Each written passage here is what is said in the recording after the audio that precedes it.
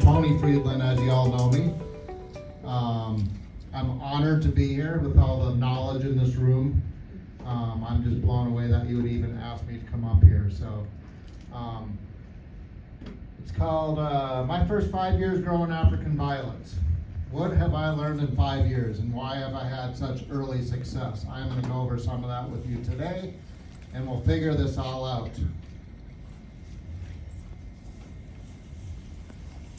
My first year, when I moved to Omaha from Arizona, I wanted a bunch of plants that would flower and give color to the gray Midwest summers. I did some Google searches and found a picture of Kurt Jablonski and his recently Best in Show picture with his most beautiful violet Buckeye Cranberry Sparkler. It's like, how can I grow one like that? What do I have to do, is what I thought. I looked at that picture for months.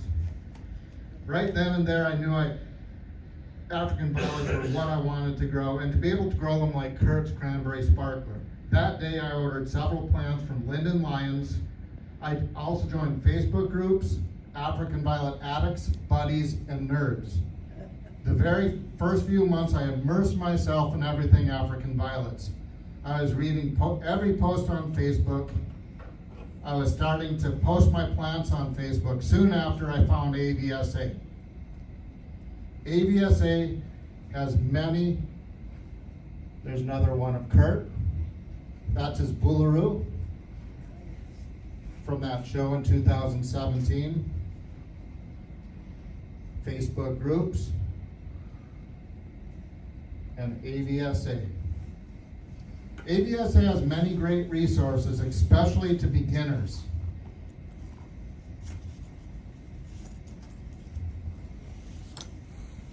Also, AVSA pointed me to YouTube videos. Of course, I spent many nights, days, going down the rabbit hole of endless plant and violet videos. If you are new to African violet addiction, I implore you to use all these resources that are available. The very dedicated team that runs AVSA helps keep all these shows around our country alive, such as this council show. Be sure to check out your local shows in your area. Be sure to check out all the local shows in your area. AVSA also publishes a magazine you can get with your membership. It is loaded with articles about growing violets. It even has a list of African violet vendors. By spring, I was obsessed. I wanted some large Buckeyes, including the Buckeye Cranberry Sparkler I had seen. I saw there was a local show here in Omaha, the Omaha African Violet and Jasmarias show. Once again, I was greeted by hybridizer. Once there, I was greeted by hybridizer Brandon Erickson. He was rattling off the various Jasmarias names and all the different terminology. Honestly, I thought he was a Jedi Master. I didn't understand him. I highly recommend growing other Jasmarias alongside your African violets, as many grow in similar conditions. I soon wandered over the sales table and looked for Buckeyes. There were no Buckeyes, but someone pointed me to Cajun violets. I bought over 10 Cajuns knowing they were all large standards. That summer I was growing all my new plants. I was having great success and good growth. However, I needed to expand my growing area. We can all relate. Up until then, I had all my plants under a few TA shop lights. I started investing in equipment. I bought 2 shelf racks from Menards and 16 shop lights. They're about $14 each. I started with regular fluorescent bulbs, but soon switched over to LED to save on my electric bill, and electric runs much cooler. That summer after the show, I noticed many of my crowns were turning brown and getting distorted. I suspected this was mites. I asked for help on Facebook. Ken Musilowski mentored me on mite control. Lots of back and forth messages and emails. This is my first introduction to the hospitality of all the violet world out here. He had me get a tiny 70 times jeweler's scope and verify it was indeed mites. Then he told me to use he told me to use Forbid. And within a week my mites were gone and I was off to growing well again. Another time I noticed my plants were losing all their outer leaves and wilting. Once again I asked on Facebook. Joyce Stork came to the rescue. She told me it was the beginning of root rot. She instructed me to add more perlite to the soil. That night, I repotted all my plants with 60% added perlite to my Farfad soil mix. I was off to the races again with great plants. The community associated with violets is an awesome thing. That fall and winter, my plants were really succeeding. I was learning the secret of proper lighting, soil, watering, and pruning. By spring, I was ready to enter some of my plants in the local Omaha show. To my surprise, my Cajun Storm Watch won second best in show and best standard. The following year, I won best in show and second best in show at the Omaha show. In my third year, I quickly found success. What an exciting time it was.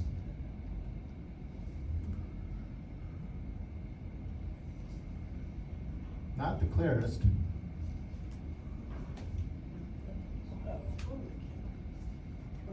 Here is a photo of my best in show and my second best in show. The following year, I moved to Minnesota. Also, it made the winner's table. With only 4 years of growing, all my shows, I made it to the winner's table. I must be doing something right. I don't know how, but I am. Soon, I will share some of the specifics of my culture that gave me early success.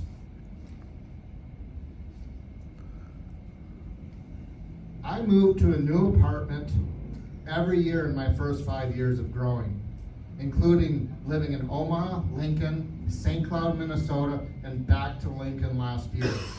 Each move, I had to break down my whole collection to either crown or decapitate it to make moving over 80 large standard plants movable. That's what I was dealing with my first move. Wow. With this, I found that by starting my collection over almost every year alongside with constant grooming and potting up resulted in explosive growth. That's my second move. That's when I actually broke everything down to crown. My whole collection is in there of large standards.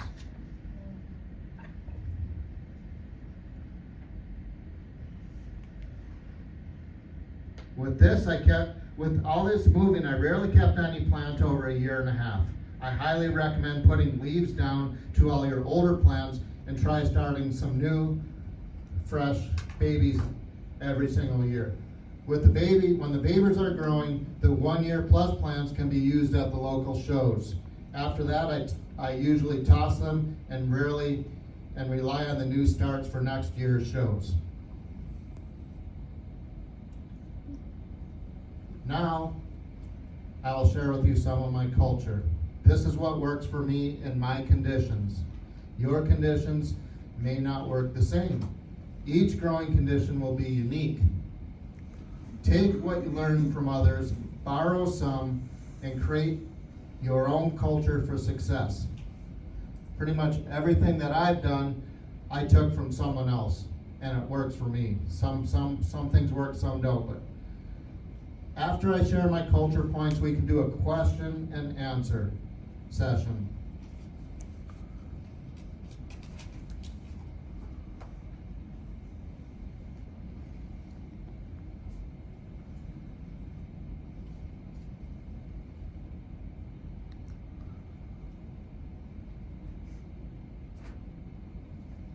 One second here. All right, lighting.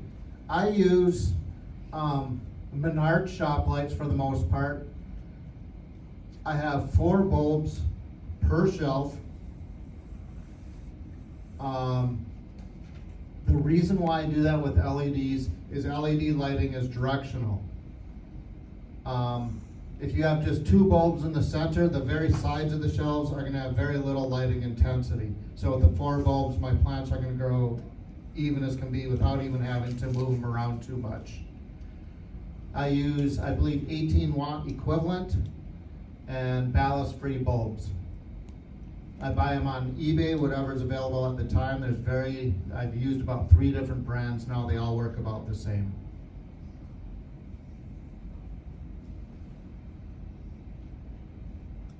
There's my last purchase of bulbs, 18-watt, 4 foot. And I use 3 6,000K and 1 3,000K per shelf. I have the 3,000K towards the back. 3,000K will induce blooming. The higher the lighting temperature, up to 6,000K will promote growth.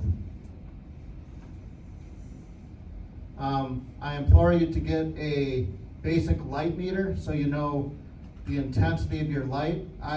With my particular light meter, I have it on my iPhone, I strive to about 12 to 1400 lumens there, or lux. And I try and get that to all sides of my shelf, center and the ends of the shelf. I want it all between 12 and 14, and I only can accomplish that with 4 bulbs per shelf.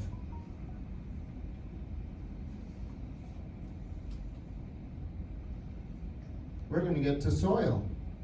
Store-bought soil is way too wet for most of our violets. For this, many of us make our own soil.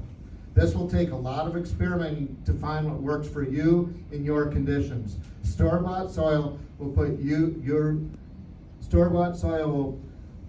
at risk of root rot.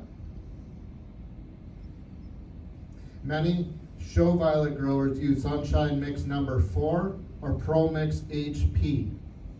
I just switched over to Sunshine Mix number 4. These mixes have perlite already in them. Many of these mixes already have perlite already in them. We also add 40 to 60% more perlite to lighten the soil to be suitable for wick watering. New plants whose roots are not developed and in very humid summer months, you may want 70% or even more perlite added to the soil. In the drier winter months, I take it down to about 60% added perlite.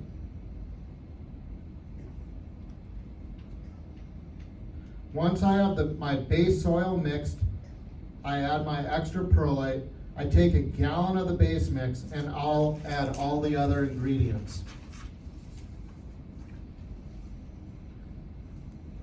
The greatest additive I can talk about is mycorrhiza, and I hope I'm pronouncing that right. Mycorrhiza is a naturally occurring fungus in most soils.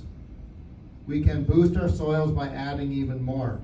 Your violet roots will become so much more productive and healthy with mycorrhiza. This brand of Great White is awesome. Many growers are using this now. I highly recommend getting it. You can get it on Amazon. Dried molasses feeds the mycorrhizae, just like how sugar feeds yeast. This can also be purchased on Amazon. Soil Mender dried molasses. It's like a powder almost. Worm castings are a great addition to violet soil. Worm castings are a natural organic fertilizer. They contain rich amounts of nitrogen, potassium, magnesium, calcium, and phosphorus. Worm castings are actually a powerful fertilizer. Use sparingly or you can over-fertilize your plants with this.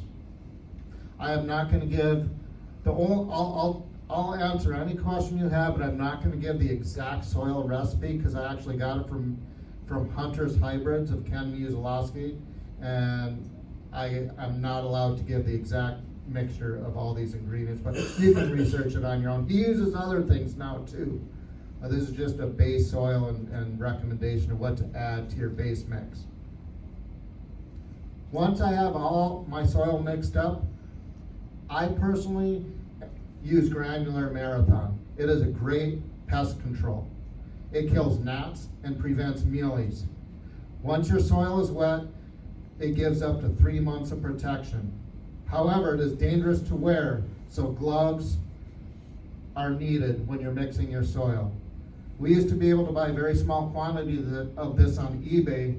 Now, only a large quantity is legally available. It is very expensive, just like Forbid. I encourage you to ask your local club to see if anyone wants to share.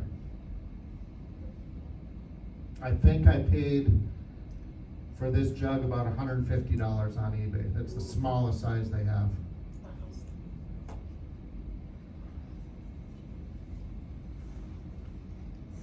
What is the best watering method for Jasmarias and violets? For me, all methods have worked with awesome results.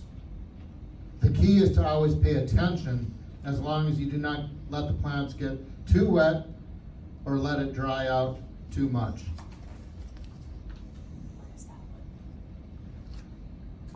That's Bud's, one of Bud's, Brandon's calarias. Probably, I forgot the name of it. Yeah. Mat watering. I use a simple mat watering technique, a tray with felt at the bottom.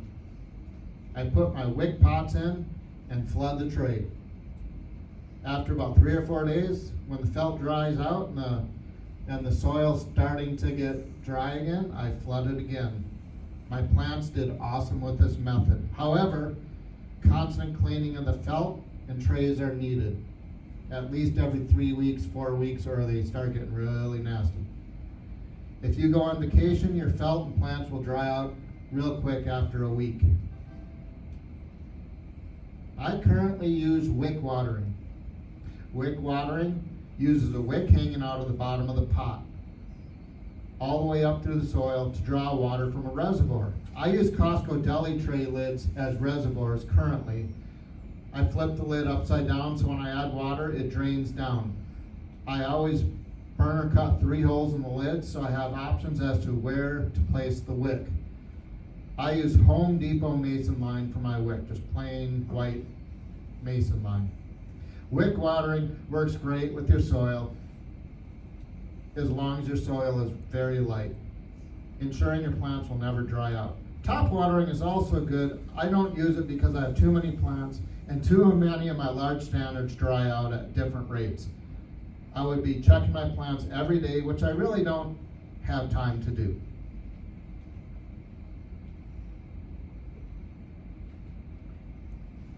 Chem. I add this to my water. This is a pH balancer. It keeps your water at about 7.0 neutral pH. I find it lasts about at least 3 months. I actually tested an open bucket and it kept the pH at about 7.1 for 3 months. So that's pretty stable for me. I've used this in my aquariums over the years. If you have a problem with pH too low, they actually have a pH up, and same thing if you have it too high of a pH, you can actually get it to bring your pH down. I personally have used neutral regulator in 5 different city water systems, and they've all worked great for me. I use 1/4 teaspoon per 5-gallon bucket of water. Great additive. This can also be had on Amazon.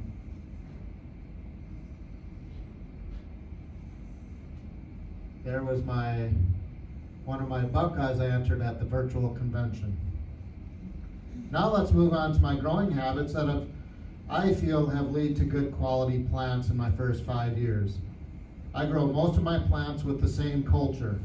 If a certain plant just does not want to grow, I accept the fact that it will not grow under my conditions. Hence the trash can. Oh, I love my trash can. It gets full a lot.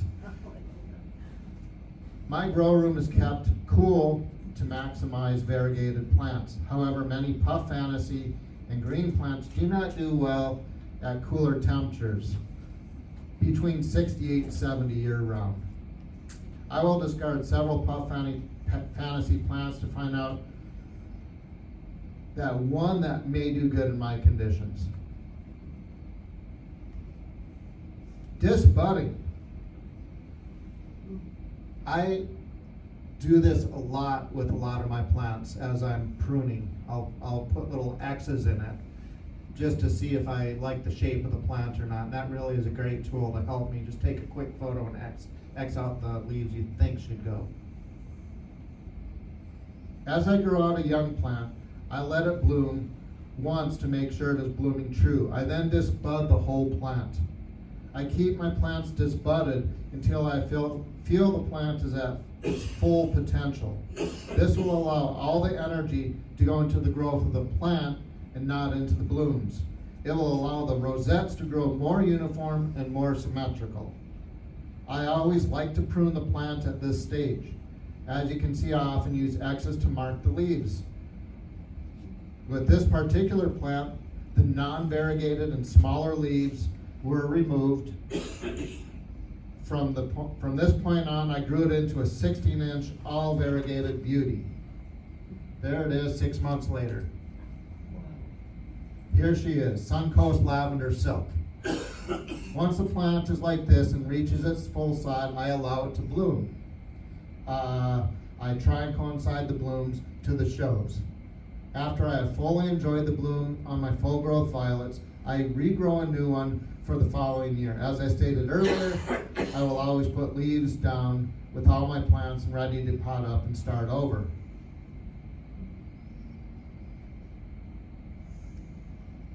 I pot up young plants every 1.5 to 2 months. When growing a plant that is root bound and all the leaves are 3 times the width of the pot, it is time to pot up. I suggest you keep all the size pots available there are. This pot is a 2¼ inch. It will go into a 3½ inch pot next. A month later, into a 4-inch pot. And then 2 months later, maybe into a 5-inch pot. And then I'd let it bloom. I would never go up 2 sizes as the roots have too much soil and you can have root rot issues.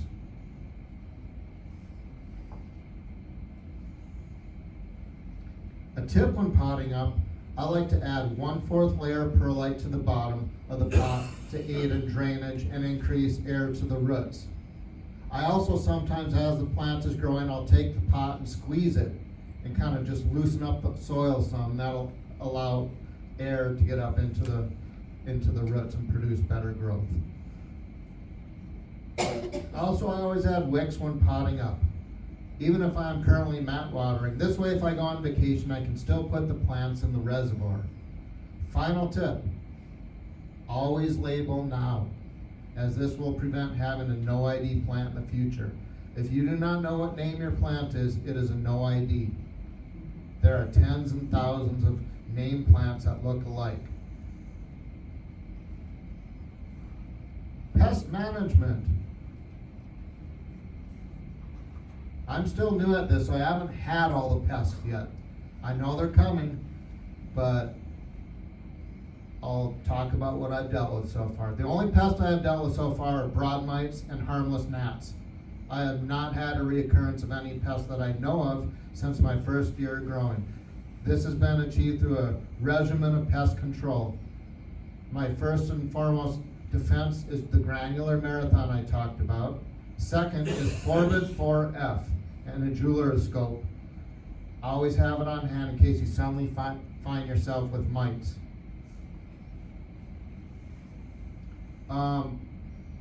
In the drier, cooler winter months, I tend to get some powdery mildew.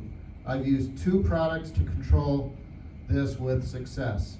Dynagrow 100% neem oil is a natural oil you can use to mix with warm water and natural dish soap to control powdery mildew and many insects.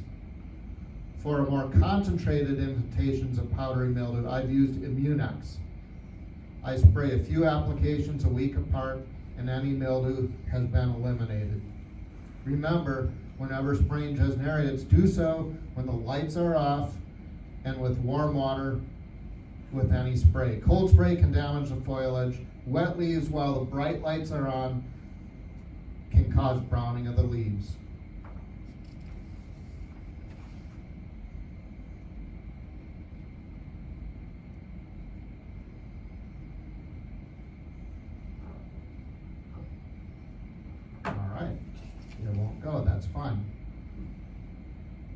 How have I been able to grow such beautiful violets in such a short time? And how can you have a quick success growing a show violet from leaf to bloom? First, always start with the healthiest hybrids. Choose one from a seller that you probably have heard or know from. If you don't know what plants will tend to grow and maybe show winners, ask around in Facebook groups or research past winning hybrids. I always start propagating with leaves. When you get a new plant, I take it home, break it down, and plant its leaves. This will allow you to grow your plant from the start in your conditions and with your culture. As the leaf pot grows, I only select 6 of the best growers to pot up. From there, I weed them down to the top 3. Then a month later, I choose the best grower. This ensures the healthiest, fastest growing plant. The second, third best plants are the ones you want to share or sell, as they are still very healthy starts for others to grow.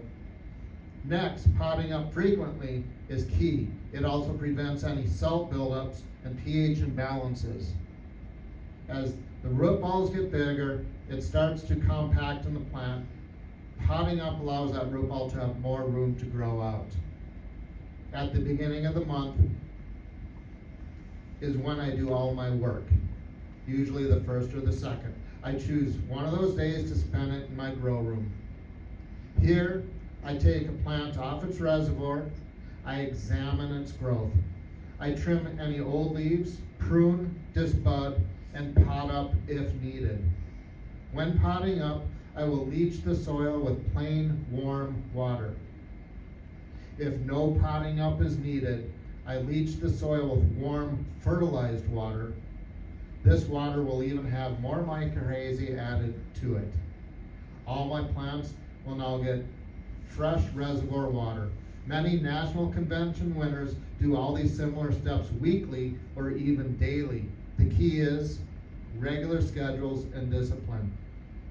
Remember, if you let violets roots get too compact in the soil, it can affect the symmetry of your plant. Constant disbudding is the final key point to optimum symmetrical growth.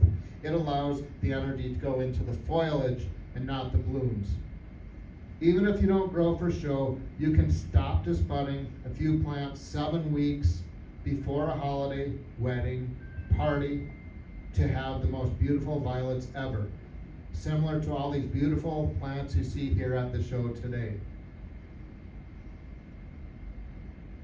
Regular maintenance will give you these beautiful plants you've always wanted, whether or not you plan to show them or not. Okay. Thank you for attending the show. We are all here to help one another. Ask other growers this afternoon what they do. We all use different methods and learn from them. Thank you very much.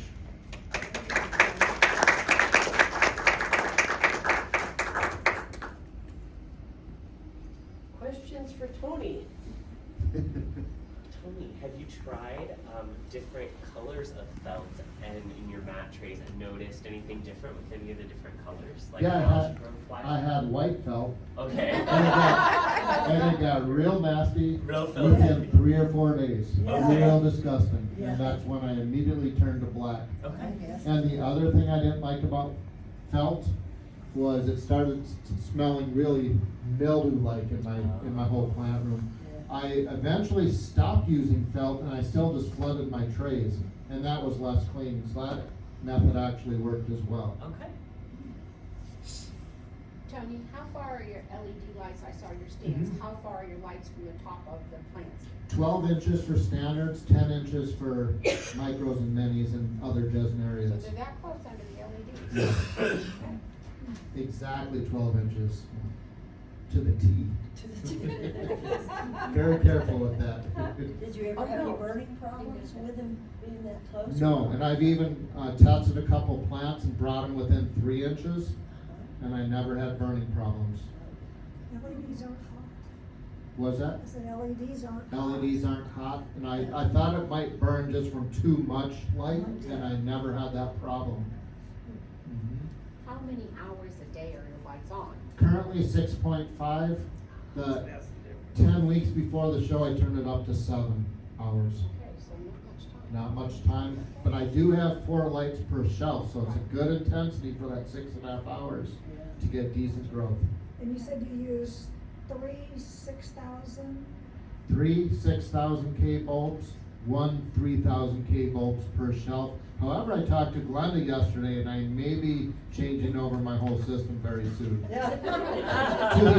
to these bulbs that you can change it over from 3,000, 4,500, or 6,000 with a switch, each bulb.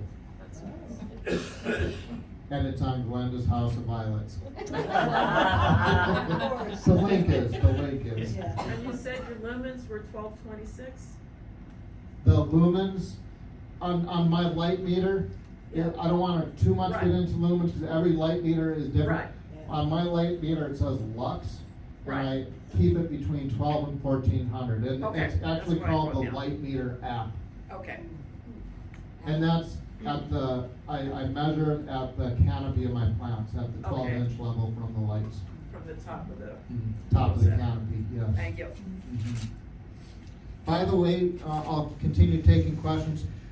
I brought this sweet peas soilless mix-in that one of our growers is selling here today. I brought it here to give an example of how much perlite you really need in a violet soil. It says right on here, the perfect combo of 60% perlite to 30% peat-based soilless mix. This is what a good soil should look like. It's pretty white. We're almost growing hydroponically now in these days of wick watering. So you guys can all take a look at this on your way out. And it is for sale in the sales room. And then what was the temperature swing between your high and low in your grower? Generally 68 to 70 year round. The 10 weeks before the show, I brought me up to 73. And that keeps my variegated plants fairly variegated. In the winter, I have very dry conditions. And like I had in Arizona with my orchids when I grew them, I use console type humidifiers from Home Depot. They're the only thing that really truly gets your humidity up to 50 or 55 or even higher if you want it. Has to be the big console types. The reason I like the big console type humidifiers is you can pour tap water in those things. All you have to do is just add a little this bacteria mix that they sell at Home Depot just to keep it from mildewing. But I like the tap water idea versus having used distilled water. So it's worth the extra investment and it keeps your humidity up. So. You said you use, your additive, the neutral regulator. But are you using, did you say straight tap water to water your plants? Straight tap water. In 5 different cities I've used it now. And you don't filter or? Don't filter, I use that. That, by the way, that C-Chem also takes the chlorine and chloramines out of the water. So and it will regulate your pH. I haven't heard any bad stuff about it yet, but I haven't heard people who use actual well water try it. I haven't heard any of that yet. Have you heard anything, Tony, about, or have you experienced that pH neutralizer? It's interesting because in my experience, I've had pH too high and too low, and it brings it to 7. It's a miracle. It is, I don't know it is. how it does it. Yeah. I don't understand the chemistry, but you put it in your water, and if you overuse it, it's the same result as if you use the designated amount. So use the designated amount. Yes. 1/4? 1/4 teaspoon I'm using per 5-gallon bucket of water. And I let it sit for about an hour before I actually use it. I got that, I've used that product in my tropical aquariums for 30 years, the C-Chem. But I usually need my pH much lower, so I used to always use what's called a discus buffer, which might work in other people's water. And you didn't mention fertilizer. Fertilizer, I use two kinds, and I rotate each feeding, or each time I fill the reservoirs. Dynagrow to 795, I believe, and I use Ken Musilowski's or Hunter's hybrids, which I think It's my Peter's guess. 15, 16, 17. My guess is just like, it looks like exactly like an old orchid fertilizer I used to use. It's my guess. It's by Peter's, 15, 16, 17. 15, It does 16, have 17. urea. It does that one, which means if you have urea, you should be flushing your soil on a regular basis as well, which I do. Any other questions? This is the good time. It gets all learned from one another. Yeah. I just wanna say, Tony, that, you know, when I first met you on Facebook, Mhm. I thought you had been in this industry for a long, long time. You were an old soul. To have No. been here 5 years and to have come as far as, it's very impressive. Thank Very you. impressive. Yes. Thank you, Yes, thank you. absolutely. And that's what this whole little presentation was about. Kudos. Yeah. Any other questions for Tony?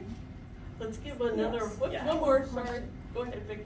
You were saying that when you repot, Mhm. you leach them with more water. Yes. But if you don't repot, you leach them with fertilized Fertilized water, with the micro. And I add more micro hazy in there. It almost ends up looking like mud. So. My water. Okay, When you so add micro hazy can you to it. say how much of the micro, I can't pronounce that word. Micro hazy, how do you say it? Microicy fungi. Microizy fungi. Yeah, that. Like, you got that, okay. Just try spelling it, it's even worse to spell. I just, whatever, How much of that do you add to a gallon or 5 gallons of water? The great white comes with a little scoop. I'm probably adding a quarter scoop to a gallon of water when I'm leaching the soil. It's probably too much, but I haven't had any ill effects yet from too much micro hazy, except for if I do put too much in, I tend to get a whole white bloom on the top of my soil, which I've had it actually just grow up like this thick. Oh. Which you just brush it off and it's fine. Do you leach instead of repotting sometimes? When you say you leach, if you're not repotting, you leach, so do you leach in place of repotting? Yes. Yeah, if I feel a plant is not big enough to be potted up yet, I will still leach it. That's when I add the fertilizer and extra micro hazy, and I'll let it go another month. You might, go into a little bit more detail on how you use the forbid F, Mhm. because a lot of folks don't understand the amount and Correct. the process. Correct. And that is I it can is do that. toxic. I can do that. So I think it would be good, share how you Forbid do that. 4F is one of the nastiest chemicals we can use as violet growers. However, it is extremely effective.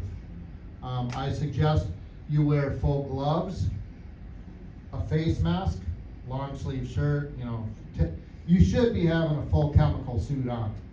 But at least long rubber gloves, face mask, cover all exposed skin, respirator of some sort, at least a N95 mask at bare minimum. Once you have all that on, you should be doing this outside, spraying your plants. You shouldn't do it inside. It's that nasty. It can cause a lot of harm effects. I use 1/4 teaspoon per gallon of water, I believe, of Forbid. I then go ahead and spray the tops of the leaves, the bottom of the leaves, and almost drench it. What type of sprayer? I use a disposable sprayer, because once I'm done with it, I destroy it, because I don't want to have that anywhere around my house. The white spray bottle? Just a white Home Depot spray bottle. Spray it. The whole plant will absorb this, and I don't know how long it keeps it in the plant's tissues, but I'm assuming a month. And it does work against mites, usually first application. I suggest after spraying your plants, check a week, even 2 weeks later with a jeweler's microscope, a 70 times microscope, to see if indeed it did get the mites away. I would not use Forbit until I know I have a mite infestation, because you don't want to deal with all that nasty chemical if you don't have to. However, I had 60 large standards, all with mites that first summer, and it got rid of them. Within a week, they were gone. So it was worth all that extra effort. I posted a picture of me on Facebook with all that stuff on my gloves, and it was I got a lot of fun comments on that one. So, Since it's working on the mites, is it gonna work on like thrips or? no, Okay. no, It's just Mealybugs? mites. no, nope. Oh, okay. That marathon, the granular marathon is what works on the soil stuff. And what works on thrips? We were discussing that yesterday. Conserve. And Abbott. I use a different chemical. It's a systemic, houseplant systemic by Bonide. 09. Yeah. But I have learned, and it took me 2 years to figure out what it was. You should wear gloves, rubber gloves. So I Yeah. have rubber gloves because Vicky will tell you, my whole hands were twice their size. I've been to a dermatologist, took 2 years to finally figure out what it was that was causing this. I knew it was my plants. I threw a bunch of them out because I thought it was the plants, but it wasn't, it's systemic. But I don't have mealybugs and I don't have thrips anymore Nice. using this. I Nice. just sprinkle just a little bit in the pot when I repot, but I have to wear gloves. Nice. Just- Yeah. A lot of that stuff we should. Once you put that stuff in your soil, wear gloves. Yeah. It's a smart thing to Repotting. do.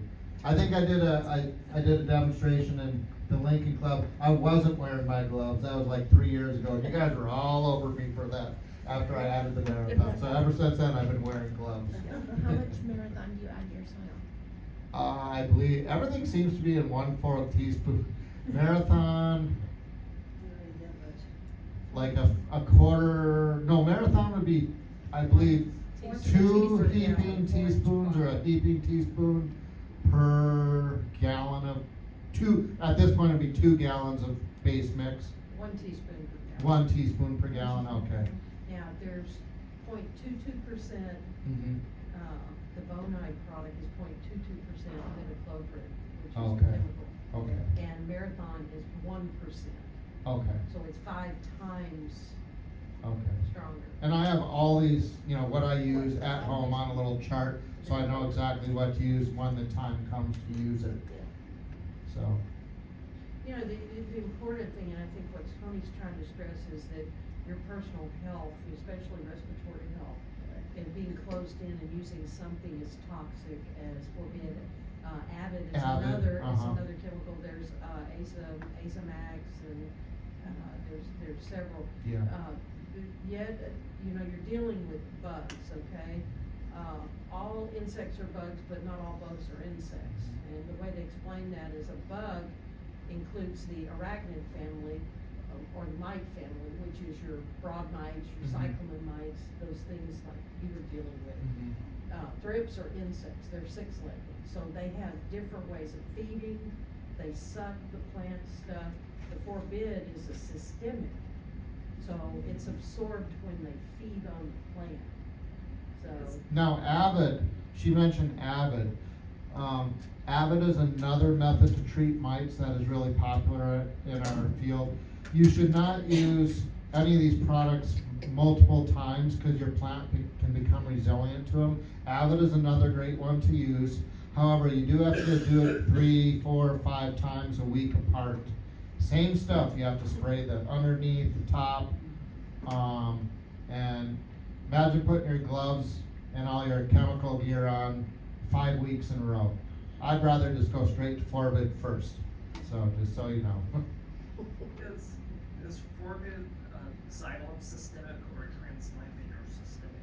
Translam, yeah. transplant, I never can say that word. Yeah, I can't either. It slams the plant, yeah. So technically with that one, you could spray the top, just the top if you wanted to. I used Avid too, so that's why I said spray the bottom. Conserve is it's spinosad, which is it disrupts their reproductive cycle, so it's not an instant kill like forbid or Avid. Okay. those, the insect dies, you kill the insect. But with, conserve, which is spinosad, it tampers with their ability to reproduce, or they don't shed their skeleton. It's a hormone Hormone disruptor. Disruptor, yeah. So. Break the life cycle of the whole, kinda like breaking a fungus gnat's life cycle, sometimes difficult. Yeah, but it gets back to what you said originally, know your enemy, know what you're dealing with before you make any kind of decisions about what to use. And that's why Ken instructed me, get a jeweler's loop, always have it on hand, so you can see those mites first before you do anything, cause it could be something else, it could be something else. You know, a really good way, you just, monitor your room, it's kind of inexpensive, is to get a yellow solo, those party cups, yellow, bright yellow. And you can paint it with something like Vaseline, or if you get a little small can of Tanglefoot, I think it's Mhm. called. You don't get it on you, cause it's like super glue, sticky style. But you paint the yellow cup and you hang it, and the insects are drawn to it. You can monitor the things that are going on in your room. You can see the thrips on there, you can see the fungus gnat. So it's a great way to monitor, it's super expensive. I also heard someone say today, in one of our many discussions, that they keep their whole collection disbudded, of course, they're show growers, however, they leave one purple plant fully in bloom year round, so they can see if anything is happening with that bloom plant. Another great tip I learned today. Mary Craig. Yeah, we're talking about the Mary Craig. Another great little tip, that's why we're here, we're. Off tomorrow, Kentucky. There we go. But we can never find Mary Craig anywhere available. I've never found one in this region up here in Nebraska. Never once, I've always looked. How often do you repot? Every 1.5 to 2 months on average, which is much more than most growers. Literally, very few plants go over 2 months with me. But you're also stepping them up, you're not jumping them. No, I from 2 to 2.5, 2.5 to 3 inch, 3 to, 3.5 or even 4. Never the full 2 sizes up. Or you'll really disrupt the plant and you could cause root rot. Tony, when you're repotting like that, are you mold potting or do you remove some soil from the root ball? What I do is when I'm repotting, I forgot to say this, I always cut about 1/8 to 1/4 inch of the bottom of the soil off of the old root ball. Usually it has all the perlite, down there too. I put all that in the pot and I just surround soil with it. I just take a spoon and just go around it. Sometimes I have to hold it up just to get it at the level I want. So. And that's after dusting the perlite off, that you remove about 1/8 to 1/4 inch, or is that? I'll take the perlite off Remove the then, perlite, and then you usually say- do about I'd say 1/8 average, very little. But I feel that I heard someone else, I think it was in a presentation yesterday, it just promotes way better growth, or I just find it works. So you don't take any of the soil off around, Never, you leave that? never. I always leave the sides, Do you go, always. do you go small plants, minis and semi-minis? Very rarely.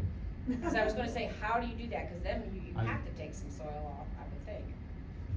I would imagine you'd be doing a lot more with the little guys, cause you can't really pot up to No, the you little don't ones. pot up. And by the way, yeah, I grow primarily standard, so my methods may be different from the smalls or minis, so slightly different. Okay, so when you repot that off and you're really not pruning leaves off every time. Not necessarily.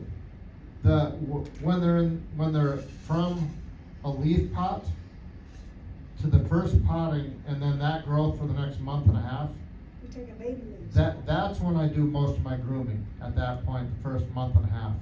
Baby leaves, yeah. I'll take all the baby leaves off and I'll maybe break it down a little more just to shape it a little more. And then from there on, I just let it go. Just let it go. All the way up to the 6-7 inch pot. I'm just kidding. The 6-7 inch leaves are what cracked me up. I think, I brought one of my Cajun Zydeco's to the 3 year ago, I did it, my first presentation. And what it is, 28 leaves I took off, and the plant was still this big after I took 28 leaves off. Remember that? Yeah. Just to show how big some of these things can get.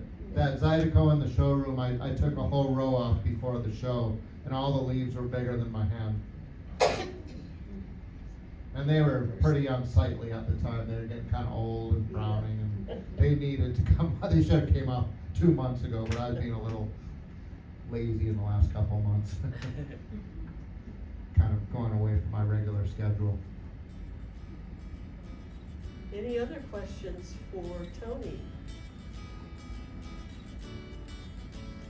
Tony, thanks for a terrific Thank you. program. Thank you. Thank you. Yeah. Thank you for having me. I'm honored. Amongst the presents in here. All you Jedi Masters. Right. I bow down.